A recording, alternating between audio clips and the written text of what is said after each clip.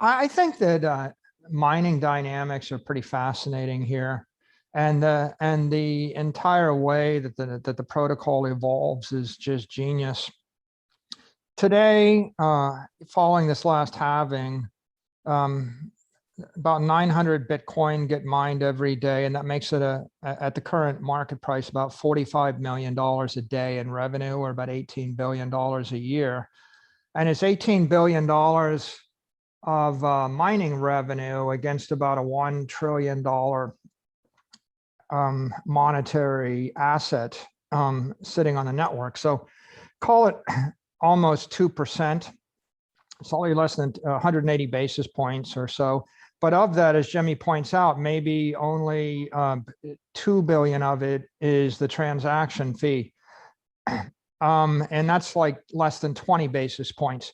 So you have this large subsidy, this mining subsidy early on. In the first 25 years of the network, we're bootstrapping the build out of the entire Bitcoin security network with these block subsidies. And by the year 2035 or so, 99% of the Bitcoin is out there. So the last 1% comes over the next 100 years. And so you could see this as a sprint in the first 24 years. And right now, it's obscenely lucrative to set up a miner. So I think a couple of things. First of all, the network itself, the mining process, unlike gold mining is a bunch of effort to find gold. Bitcoin mining is a bunch of effort to find Bitcoin, plus to provide security, plus to process transactions. So the Bitcoin network's doing three things right now. The gold mining network does one thing. Now, the beauty is, if we could get everybody in the gold industry to agree to stop mining gold and cryptographically stamp their bars of gold, then we could cut, $100 billion a year worth of gold mining to zero and keep the existing gold bars, and their price would go up through the roof, right? I mean, you could imagine, because you're not wasting energy looking for additional gold to inflate the supply of gold. With Bitcoin mining, what you've got is a protocol that automatically does that for you. The new blocks go away. The transaction fees become all that there is to run the network, and that means that the holders don't get diluted.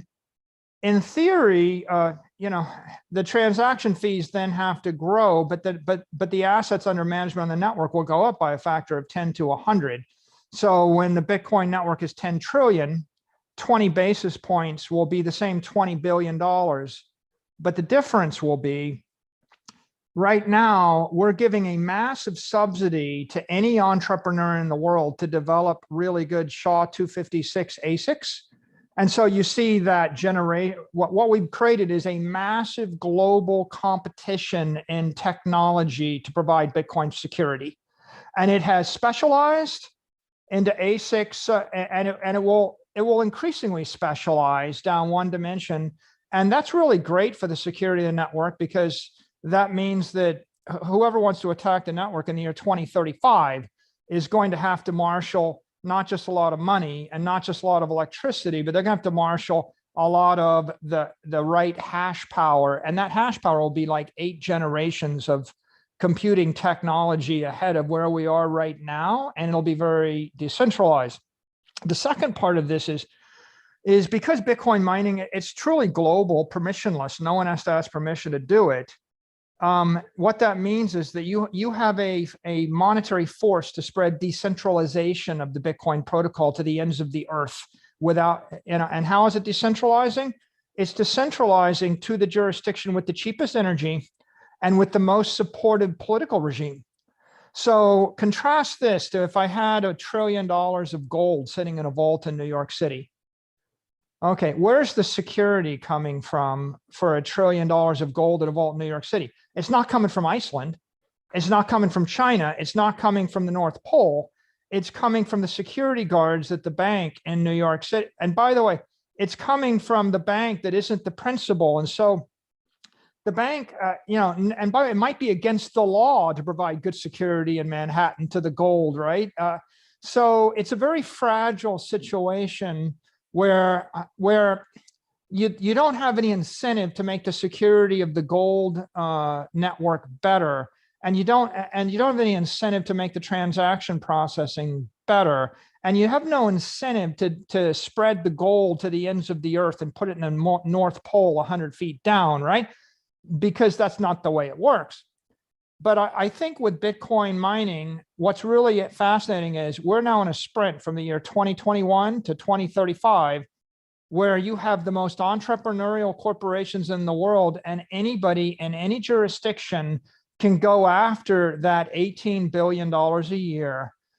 And it's a mad rush to get the data center, to get the hardware, but to find the energy. And if you actually pick a jurisdiction, pick Bonzo land. If I go to Bonzo land and I set up a Bitcoin mine and then the politicians make it illegal, well, mining leaves Bonzo land, right? And so the mining is going to find the most supportive political environment. And if I go to yo-yo land and it costs 10 cents a kilowatt hour, you're getting squeezed out in yo-yo land. And if I can't get the hardware, that doesn't work. But if I can't get the hardware, but I have a lot of money, I'm going to go build my own chip. So what I see, which I just think is just absolutely brilliant, is the mining industry for Bitcoin is on about a 24-year aggressive bootstrap to decentralize itself, to find free energy, to find friendly jurisdictions. There's a massive amount of money to be paid, right? Like if you're in yo-yo land and you actually make Bitcoin mining 10% taxed, you lose all the revenue and it goes to, happy land.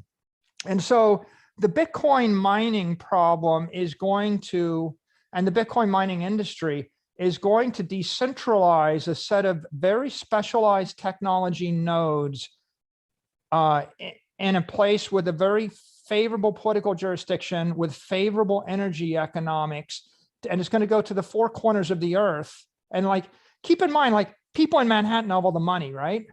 So all the money's in Manhattan. There's no incentive for someone in Ireland or the North Pole or the middle of sub-Saharan Africa to provide transaction processing and security for people who are rich in Manhattan with the gold standard, or even with the fiat standard. It's not, no one anywhere else in the world is going to do something to help someone in Manhattan under the fiat or the gold standard. Under the Bitcoin standard, it is truly the most free, open, competitive market for security and for transaction processing. And the part that's expensive, which is finding the Bitcoin, well, it's only expensive in the first generation of Bitcoin when it needs to be, because the holders have a vested interest in double subsidizing the miners